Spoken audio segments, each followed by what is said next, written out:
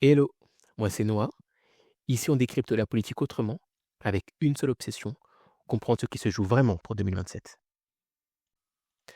Franchement, il y a un truc assez étonnant qui se passe en ce moment. Vous allez me dire si vous l'aviez remarqué aussi. Il y a quelques semaines, Dominique de Villepin était sur BFM. Il parlait de Gaza et d'Iran, et il critiquait la position occidentale en expliquant que les pays européens étaient beaucoup trop alignés sur les États-Unis et sur Israël, et qu'il manquait de fermeté face aux violations du droit international. Il parlait du droit international en rappelant que même dans une guerre, il existe des règles, et par exemple la protection des civils, la proportionnalité des réponses, et que ces règles doivent s'appliquer à tous les États, y compris les États-Unis et Israël. Et les extraits ont tourné partout. Politique possible, il y a la possibilité de traduire les inconséquents devant les tribunaux, et les inconséquents ne sont pas seulement israéliens. Quand j'entends M. Peter Hegseth expliquer que désormais, secrétaire d'État à la guerre, désormais secrétaire à la guerre, désormais expliquer qu'il s'affranchira des règles d'engagement, sous-entendu, de toutes les conventions humanitaires de Genève, eh bien sa responsabilité est directement engagée. Nous n'avons pas traduit, et c'est une faiblesse des pays occidentaux, nous n'avons pas traduit en justice M. George W. Bush et M. Tony Blair. Nous aurions dû. Parce que peut-être qu'aujourd'hui, l'avertissement aurait été reçu. Et je veux faire ici une proposition, puisqu'on condamne le multilatéralisme, qui aujourd'hui n'a pas la chance de pouvoir s'exprimer. C'est quoi votre proposition? Ma proposition, c'est que désormais, nous devrions prévoir, à travers une résolution de l'Assemblée générale des Nations unies, puisque le Conseil de sécurité est bloqué, un principe de réparation.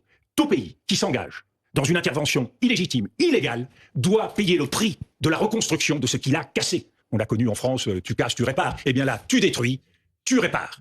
Et c'est une invitation à expliquer à M. Trump et à M. Netanyahou que ce qu'ils font au Liban, ce qu'ils font au Moyen-Orient, doit avoir des conséquences sonnantes et trébuchantes.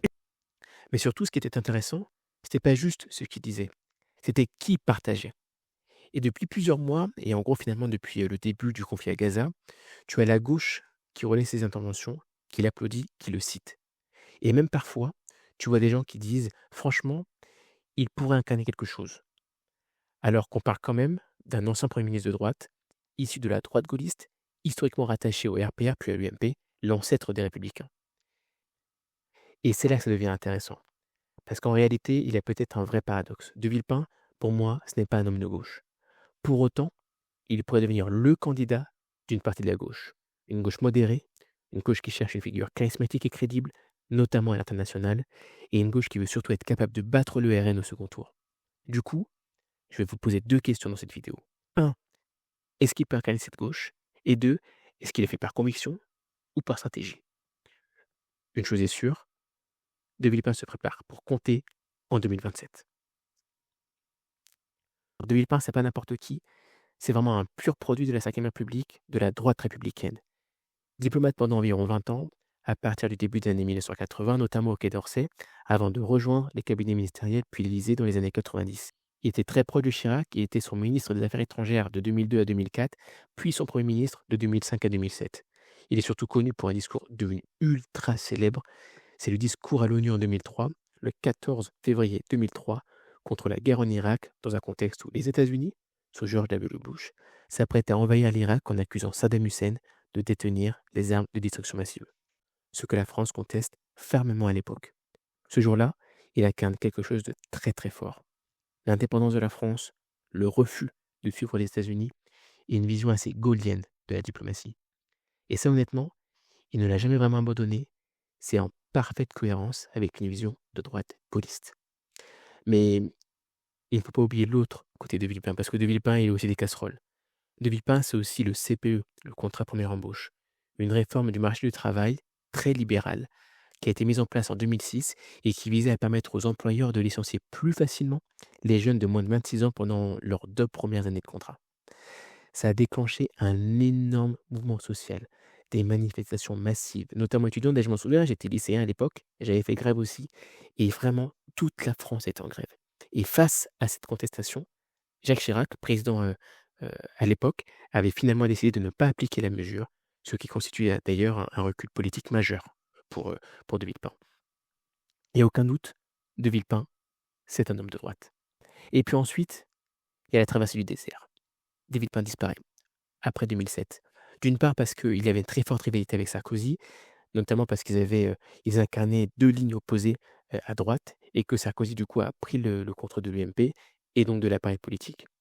Il y a aussi eu l'affaire Clearstream, C'était une affaire politico-judiciaire où De Villepin était accusé d'avoir participé à une manipulation contre Nicolas Sarkozy. Il sera finalement relaxé en 2010.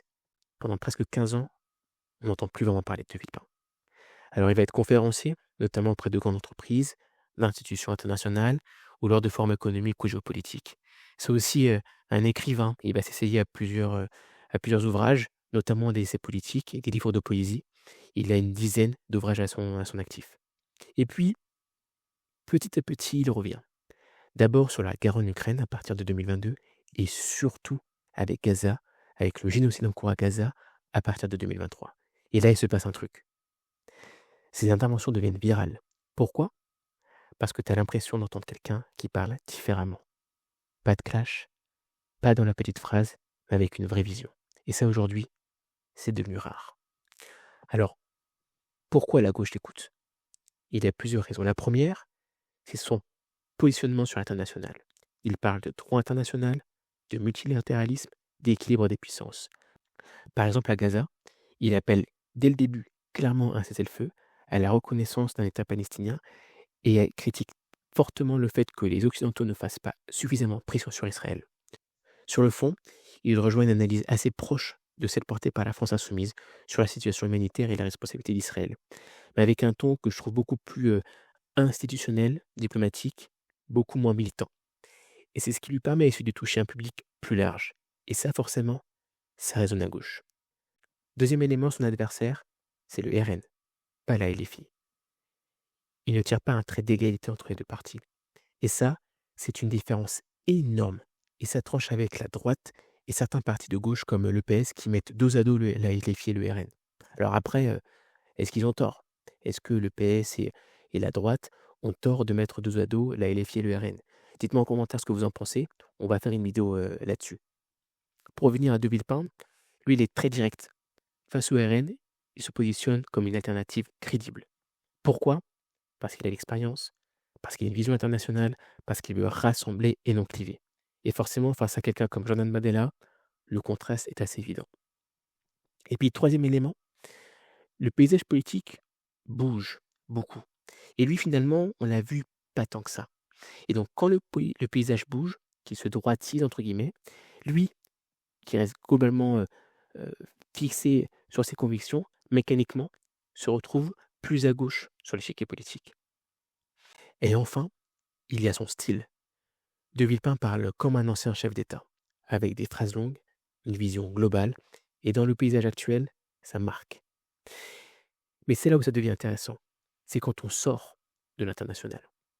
Sur son site, je vais aller le regarder là, et dans ses chroniques de la France humaniste, on voit qu'il insiste beaucoup sur des thèmes comme la souveraineté économique, la réindustrialisation, le rôle stratégique de l'État, mais aussi l'autorité de l'État et la nécessité d'un ordre républicain fort. Il parle peu finalement de redistribution massive, peu de fiscalité ou de lutte contre les inégalités, au sens, on va dire, un peu classique de la gauche. Et il insiste davantage sur la puissance de l'État, la compétitivité et l'indépendance nationale. Donc finalement, c'est difficile à classer, c'est ni de gauche, ni de droite. Vous voyez me venir, c'est un peu comme du Nini à la Macron, sans le côté Startup Nation. Peut-être un peu plus social. Si tu compares avec des figures actuelles, c'est encore plus clair. Mélenchon, qui est très fort pour mobiliser, mais très clivant. Glucksmann, qui est plus modéré, mais moins incarné. Hollande ou Olivier Faure, qui ont effectivement de l'expérience, mais qui ont des difficultés à s'imposer. Et De Villepin, lui, arrive avec la stature de l'expérience et une image présidentielle, et surtout, il rassure. Et aujourd'hui, ça compte énormément. Mais du coup, la vraie question, c'est est-ce que c'est sincère? Ou est-ce qu'il est en train de jouer un énorme coup politique? Première possibilité, la stratégie.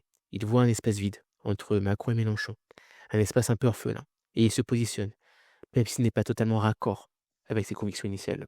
Et d'ailleurs, ce ne serait pas le premier à faire ça. Regardez par exemple François Mitterrand. Au début de sa carrière, il n'est pas vraiment identifié à gauche. Il évolue, il se repositionne, et il finit par devenir le leader de la gauche.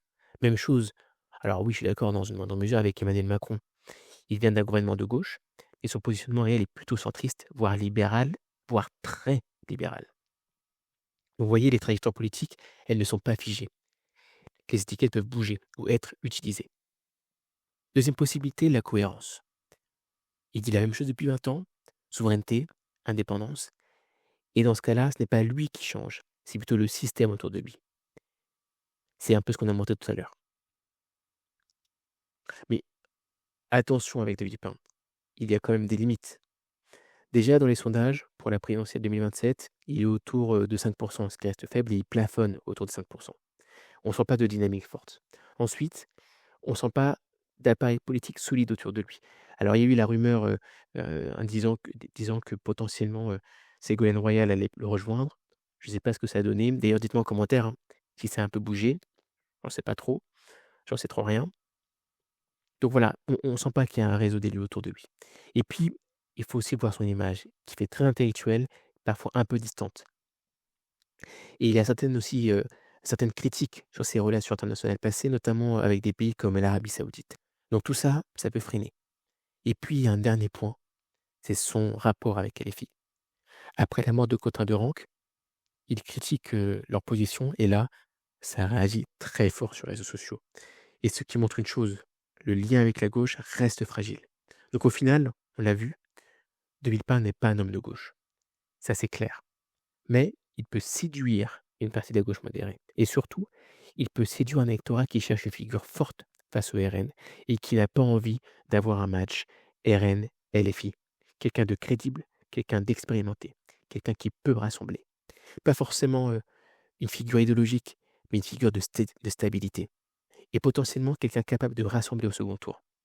Du coup, la vraie question, ce n'est pas est-ce qu'il est de gauche? On l'a vu qu'il n'était pas, mais c'est plutôt est-ce qu'il peut rassembler au-delà des clivages? Et toi, du coup, dis-moi ce que tu en penses. Est-ce que 2020 peut vraiment incarner une alternative crédible en 2027? Ou est-ce que son passé politique rend ça impossible? J'attends vos commentaires, les amis. À bientôt.